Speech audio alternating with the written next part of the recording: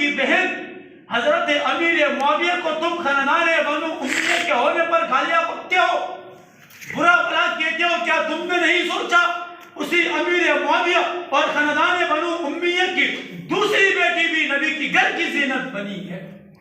تم قیامت تک روتے رہے، پیٹتے رہو، تمہارا مقدر رونے اور پیٹنے کے سوا کچھ بھی نہیں ہے۔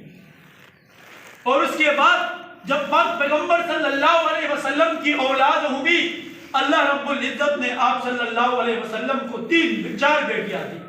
ان 4 بیٹیوں میں سے پاک پیغمبر صلی اللہ علیہ وسلم نے اپنی پہلے 3 بڑی بیٹیوں کے لائق شوہر اگر کسی کو سمجھا تو وہ خاندان بنو امیہ کے چشم و چراغ کو سمجھا۔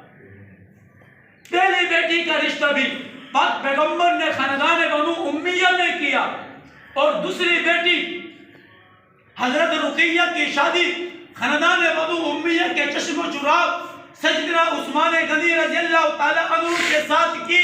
اس عثمان جس کو تم گالیاں دیتے ہو اور کہتے ہو اس کا تعلق خاندان بنو امیہ سے ہے، خاندان بنو امیہ تو ٹھیک نہیں تھا، کیا تو نے نبی علیہ السلام سے بھی زیادہ خاندان بنو امیہ کو سمجھتا ہے؟ کیا تو نبی علیہ السلام سے بھی بڑھ کر زیادہ عقل مند ہے، زیادہ غیرت مند ہے؟ نبی نے تو عثمان کو اپنی ایک بیٹی دے دی، جب بیٹی کا وصال ہوا دوسری بیٹی بھی عثمان کی نکاح میں تھی، دینے کے بعد فرما دیا اللہ کی قسم اگر میری 40 بیٹیاں بھی ہوتی تو میں جگہ بعد دیگر عثمان کے نکاح میں دے دیتا، اس لیے کہ مجھے عثمان سے بہتر داماد نظر نہیں آتا۔